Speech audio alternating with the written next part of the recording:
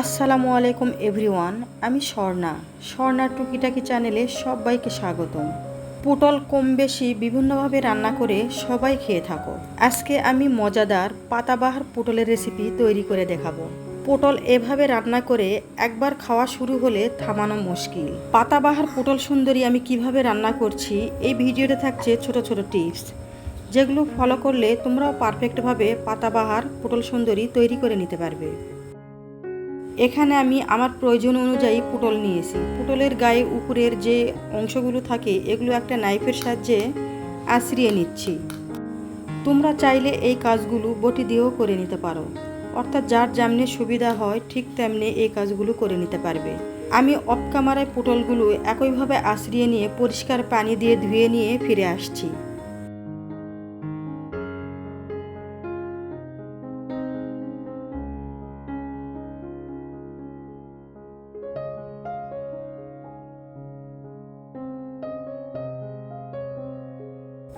Of ক্যামেরায় সব পটলগুলো পরিষ্কার করে কেটে ধুয়ে নেওয়া হয়ে গেছে। এবার কুচি কুচি করে কেটে দেখিয়ে দিব।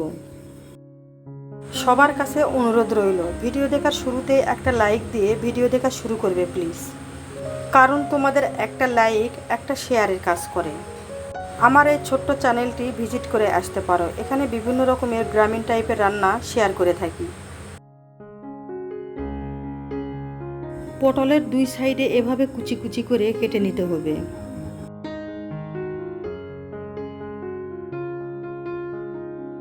অফ ক্যামেরায় সবগুলো পটল আমি কেটে নিয়েছি। এই পাতাবাহার পটল সুন্দরী কিভাবে প্রসেসিং করে রান্না করতে হবে আমি এই টিপসগুলো বলে দিব। তোমরা একটা লাইক দিয়ে ধৈর্য সহকারে ভিডিওটি দেখতে থাকো। সবগুলো পটলই আমি কুচি কুচি করে কেটে নিয়েছি। কেটে নেওয়ার পরে দেখো কতটা সফট লাগছে।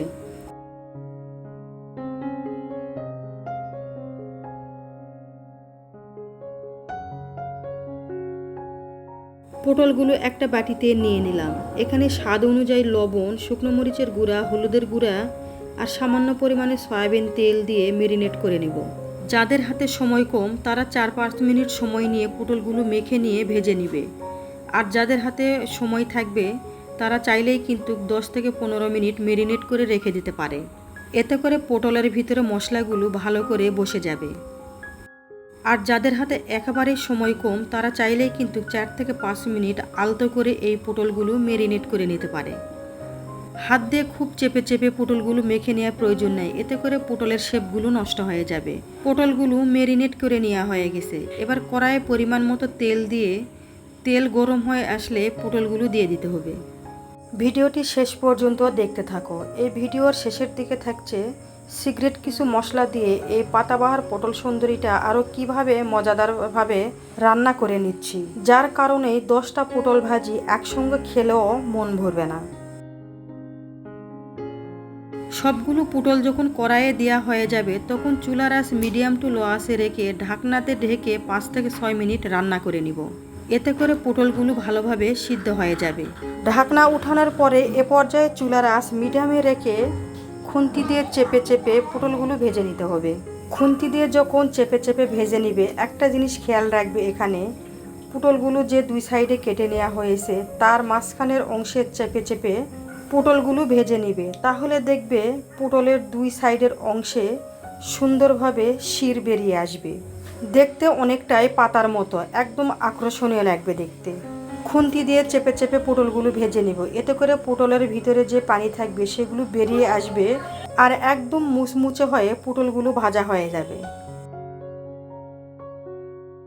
পটলগুলো ভাজার পরে একদম পাতার মতো দেখাচ্ছে। আমার চ্যানেলে যারা নতুন এসেছো, ভিডিও দেখছো অথচ চ্যানেল সাবস্ক্রাইব করনি, আমার রেসিপির কোনো অংশে যদি তোমাদের কাছে ভালো লেগে যায় তাহলে চ্যানেলটি সাবস্ক্রাইব করে বেল আইকনটি অল করে রেখে দিতে পারো। তাহলে আমি এই ধরনের রেসিপি ছাড়ার সাথে সাথে নোটিফিকেশন সবার আগে তোমাদের কাছে পৌঁছে যাবে।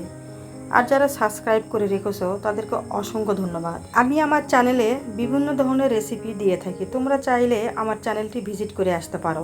যদি কোনো রেসিপি ভালো লেগে যায় তাহলে বেশি বেশি ফ্রেন্ডস অ্যান্ড ফ্যামিলিদের মাঝে শেয়ার করে দিয়ে তাদেরকেও দেখার সুযোগ করে দিতে পারো। পটল ভাজিগুলো আমার অলরেডি হয়ে গেছে। এবার একটা বাটিতে উঠিয়ে নিচ্ছি। তোমরা চাইলে এভাবেও কিন্তু গরম ভাত, রুটি, পোলাওয়ের সাথে খেতে পারো। আমি এই পটলগুলো আরও মজাদার করে রান্না করে নেব। তার জন্য একটা কড়াইয়ে সামান্য পরিমাণে সয়াবিন তেল, আস্ত জিরা আর তেজপাতা দিয়ে দিলাম। দিয়ে হালকা হাতে নেড়ে চেড়ে এখানে 1 কাপ পেঁয়াজ কুচি দিয়ে দিলাম আর দিয়ে দিলাম বেশ কিছুটা কাঁচামরিচ কুচি। এবার অনবরত নেড়ে চেড়ে গোল্ডেন ব্রাউন করে ভেজে নিব। তোমরা ভিডিওটি দেখতে থাকো, কোথাও যাবে না। এখানে এমন কিছু মশলা ব্যবহার করব যার কারণে পাতাবাহার পটল সুন্দরীটা মুখে লেগে থাকার মতো হবে। আমি ধাপে ধাপে দেখিয়ে দিচ্ছি। সামান্য কিছু লবণ দিয়ে দিলাম। এবার অনবরত নেড়ে চেড়ে লবণগুলো পেঁয়াজের সাথে ভালো করে মিশিয়ে নিতে হবে।